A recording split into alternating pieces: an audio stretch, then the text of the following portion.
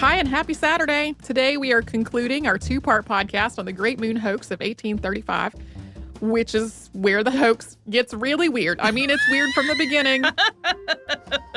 Here's where it gets really weird. And it's also where we talk about how the hoax was received by the end of the whole thing. We hope you have fun and laugh a little bit. Enjoy. Welcome to Stuff You Missed in History Class from HowStuffWorks.com.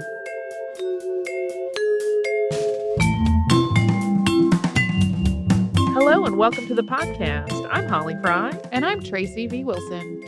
And today is the second part of our two-part episode on a series that ran in the New York Sun in August of 1835, detailing some incredible and amazing discoveries that have been made by viewing the lunar surface through a brand new type of telescope created by Sir John Herschel.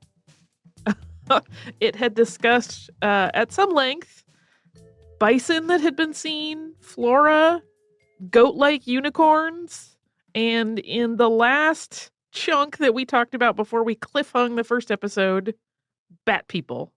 Right. And also the bipedal beavers with no tails that carried their babies around like human babies. Yeah, I was telling our producer Noel that I want to start a band called Lunar Beavers because that's funny to me. I don't have any musical talent, but I'm going to do it just the same. I figure I can at least make band t-shirts, right? I think it's a great idea. So now we're going to pick up with the fifth entry in this six-part series, and we will go on to describe it and the sixth part and what they contain, and then we will talk about sort of the cultural context of all of this and how it affected people. The fifth entry in this series appeared in the newspaper on Saturday, August 29th, 1835. And this one started with the description of 3 oceans on the surface of the moon, which were visible even with the puniest of telescopes. They had also described 7 seas and innumerable smaller bodies of water. Additionally, there were all manner of outcroppings that the astronomers really started to struggle to name because there's not really a comparable geography on Earth. And while they were surveying all of these lunar attributes, and again, this is after they had this is the following session after they had discovered these bat people, the astronomers identified an unusual architectural figure in the landscape. So they paused for a moment and they adjusted their instruments, lenses, and its settings so that they could take a closer look at it. What they discovered was a triangle-shaped temple that was made entirely of sapphire or some other blue stone that closely resembled sapphire. The temple had numerous massive columns around its outside edges that were estimated to be 6 feet or 1.8 meters wide and 70 feet or 21 meters tall. These columns were spaced at about 12 feet or 3.7 meters apart. Yeah, and when we say triangle-shaped, what we mean is the footprint of it was triangle-shaped. It wasn't a pyramid. It was kind of like if you were looking at it from above, it was a triangle, but it rose like a column in the sum of its parts. And it was, according to Dr. Andrew Grant, who you will recall if you listen to the first part, was the assistant to Sir John Herschel, who was relaying this information to an Edinburgh scientific journal and sharing these notes with the press. And he said that this was quite a beautiful structure.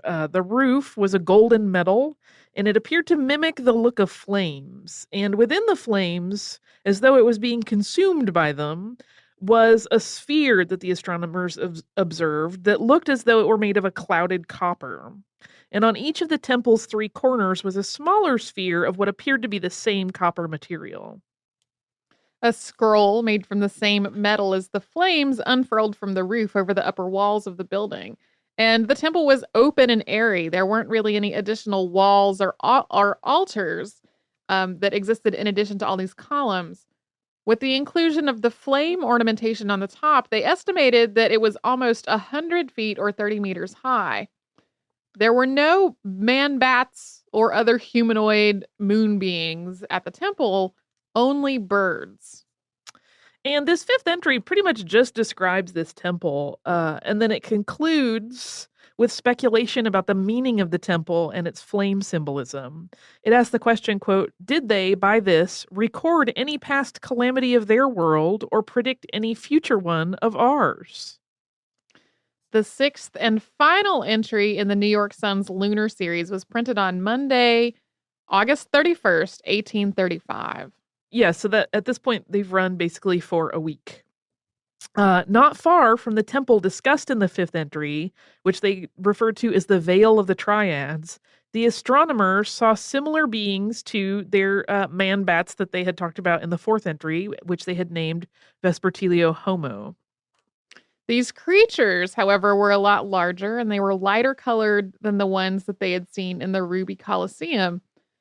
Dr. Grant claimed that these man bats were, quote, an improved variety of the race. The team observed these larger man bats eating yellow, gourd-like fruits and then sucking the juice from a red fruit that was sort of shaped like a cucumber. The astronomers observed these creatures and their group dynamics, and they noted how polite they seemed to be in terms of their society and their seeming serenity overall. They also observed 8 or 9 previously unseen quadruped species, including a really elegant stag-like beast that had a white coat and black antlers. Grant commented on the way that all of the beings of the moon seemed to cohabitate peacefully without any sort of predator-prey kind of relationship, which kind of contradicts the earlier accounts where they decided that there must be fish in the water because the birds were diving for them. Yeah, that's not brought up again at all. And at this point, it's a shorter observational period. They kind of conclude the day's observation. However, this is not the end of this sixth entry in the newspaper series. After gawking at all of this amazing stuff and the more advanced man bats of the moon, the astronomers wrapped up for the night by accidentally failing to correctly lower the lens and place it horizontally. They lowered it, but they left it in a perpendicular position, and consequently, the observatory that Herschel and his team had constructed caught fire because of the light that continued to reflect in the telescope because it hadn't been laid down flat. So while the structure and its contents were saved, there was a massive hole that had been burned in the reflecting chamber of the observatory, and that's why everything was abruptly cut short. Of course, workmen were hired for a rush repair job, according to this account by Grant. And within a week, the telescope and its supporting elements were once again fit to do their work. But unfortunately, at that point, the moon had moved out of observable position and it wouldn't come back again for a bit. What follows is a whole section where the telescope was then turned to Saturn and its rings, and the account detailed various things about that celestial body rather than the moon. Which is all a very fascinating read, but we're going to keep focused to the moon stuff for this. And by the time the moon had moved back into an observable position, Grant's notes indicated that Herschel was still really deep in his Saturn studies, so that he couldn't quite refocus back to the moon yet. But Dr. Grant and the other 2 assistants that were there did decide to take another peek at the moon. And at this point, the 3 found an even more beautiful group of Vespertilio Homo, which seemed to have a ceremonial social structure, which was similar to what they had seen among the bat people near the Sapphire Temple, and an even more advanced proclivity for producing art. But that's where the account of Dr. Grant ends. He said he wished to, quote, let the first detailed account of them appear in Dr. Herschel's authenticated natural history of this planet. Which is so kind of him to not want to steal the spotlight. So we are going to talk next about how the world of 1835 felt about all of this moon talk and these amazing and fantastical discoveries. But before we do, we're going to pause for a word from a sponsor.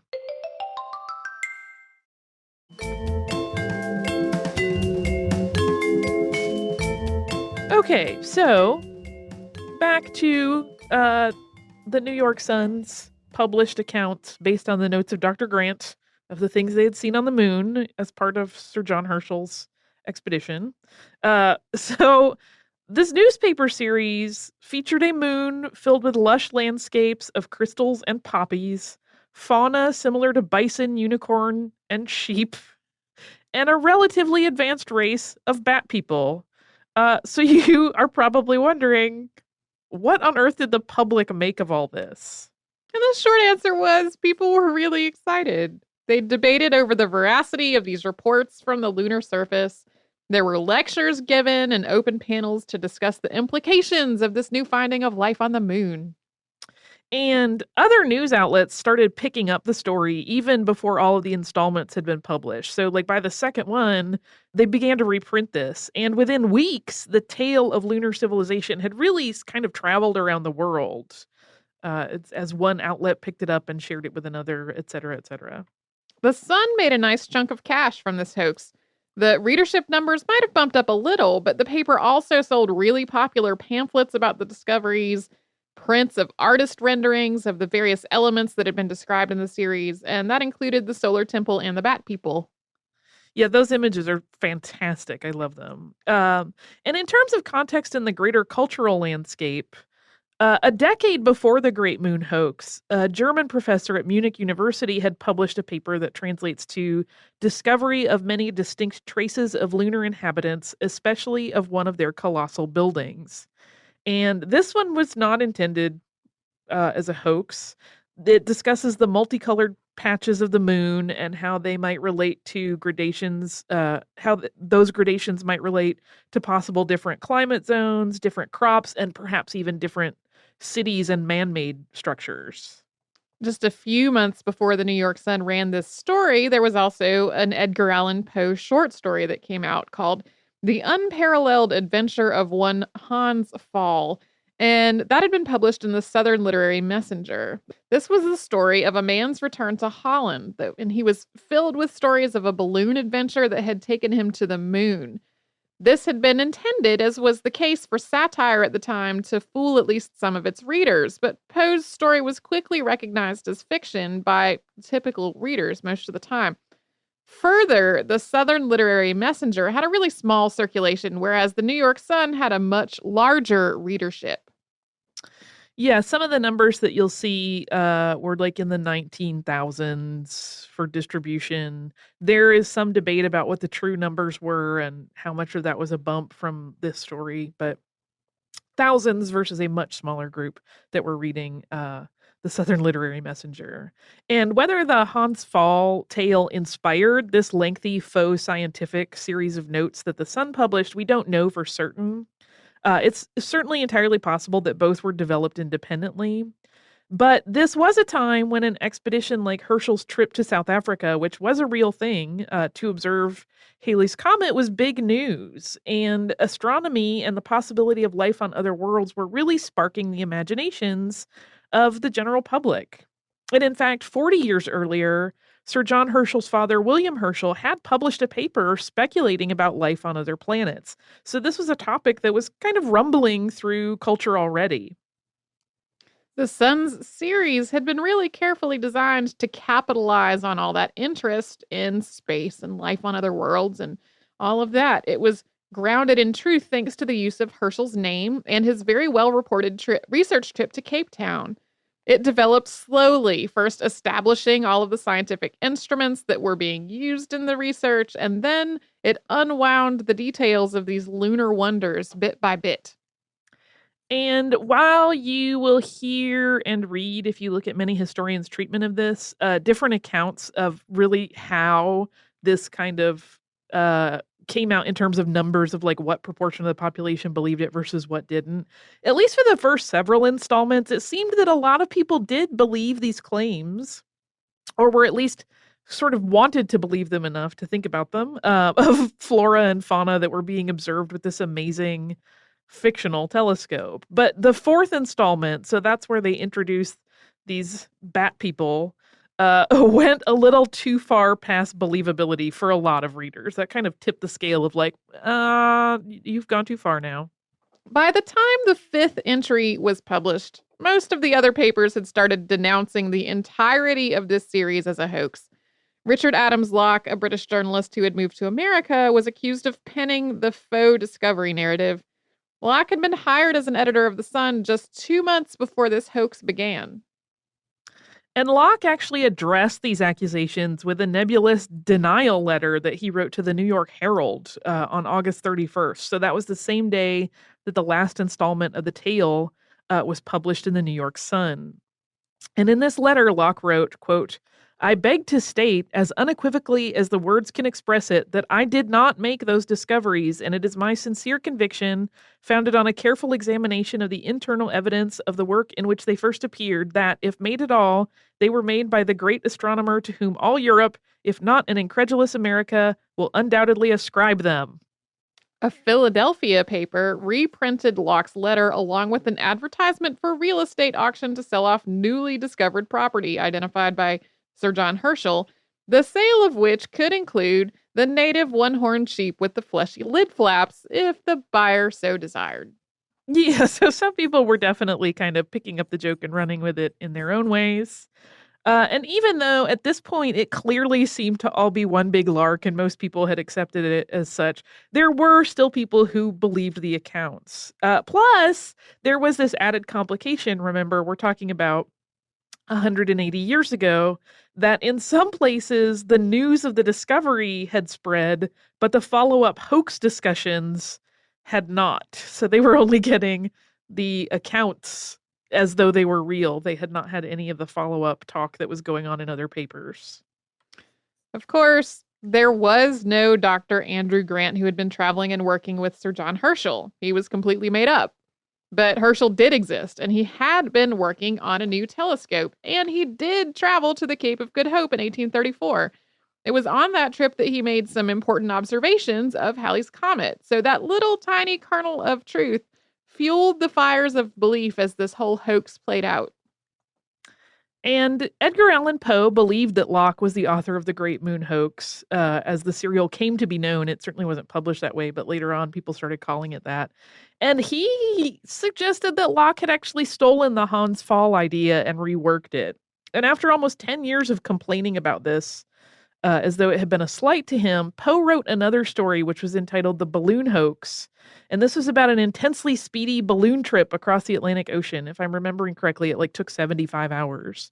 And this too was a hoax, apparently inspired by the Great Moon Hoax, and it ended up being published in the New York Sun. The balloon hoax fooled a lot more people than the story of Hans Pfaall. So the New York Sun never retracted this story. It also never named the true author, although most historians do believe that it was Locke. And we'll talk about that more in a moment. While most people and other news publications seemed unbothered by this, the Sun's primary competitor, the New York Herald, declared the Sun's printing of the series to be, quote, highly improper, wicked, and in fact a species of impudent swindling. But most people saw it as basically a clever joke.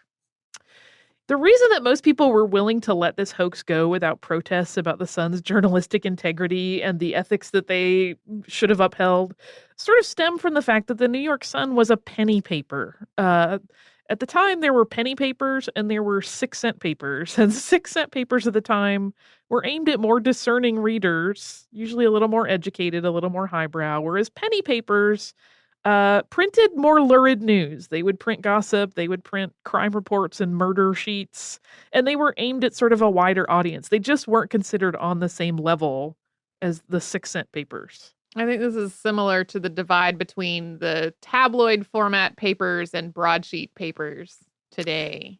It is, although penny papers would report real news as well, but they had sort of that leverage to have a little bit of wit and not. Yeah, and tabloids have definitely broken some legitimate stories before. That's true. The classic Bat Boy cover of a tabloid paper is what this whole story kind of reminds me of. And who doesn't love Bat Boy?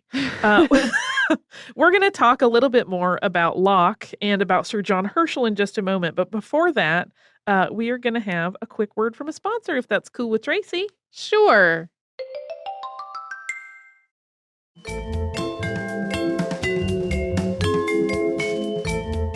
So, almost 5 years after the Great Moon Hoax was published, and after Locke, who was noted to be kind of a heavy drinker, was said to have confessed his authorship to various colleagues in the newspaper industry in various states of intoxication, Locke actually wrote a letter to the paper New World. And at this point, he had returned to life as a freelance writer. After he left The Sun, he went to another job at the New Era, but then when he resigned from that, he went back to freelance. Locke's letter appeared on the front page of the New World on May 16th of 1840, and in it he said that he had written the Great Moon Hoax, but that it had not been intended as a hoax. He claimed that it had been written as satire, intended to skewer the effect that religion was having on science, which he believed led to the acceptance of fanciful thinking over solid truth. And so that would seem to clear the case on whether or not Locke had written it. However, there is still some debate over whether he could have even written this series, given the information about astronomy that it contained, and that some people say he just would not have known. It is, of course, entirely possible that Locke could have consulted with experts, or that multiple writers worked on these accounts that they put forward as the work of this fictional Dr. Andrew Grant. And it's also entirely conceivable that Locke may have learned enough about astronomy through his own reading. He was apparently a very well-read man and sort of a lifelong learner, that he could have written this piece without assistance. So it's not an open and shut, but most people still think Locke did do the writing.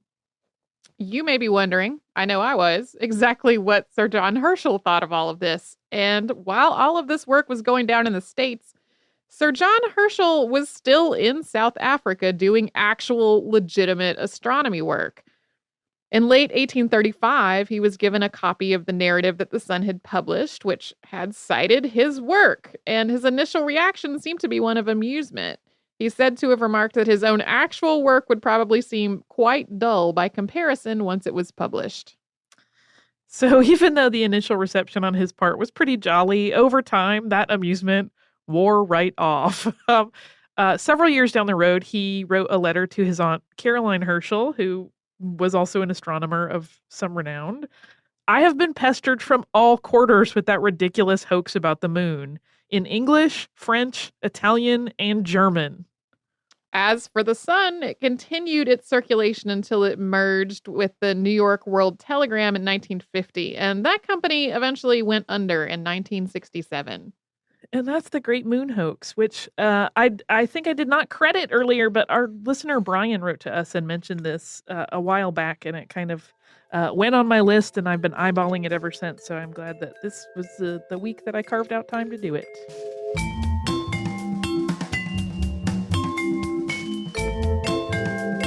Thank you so much for joining us for this Saturday Classic.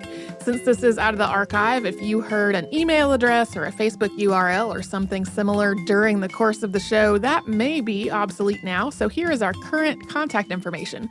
We are at historypodcast@howstuffworks.com, and then we're at Missed in History all over social media. That is our name on Facebook, Twitter, Tumblr, Pinterest, and Instagram. Thanks again for listening. For more on this and thousands of other topics, visit howstuffworks.com.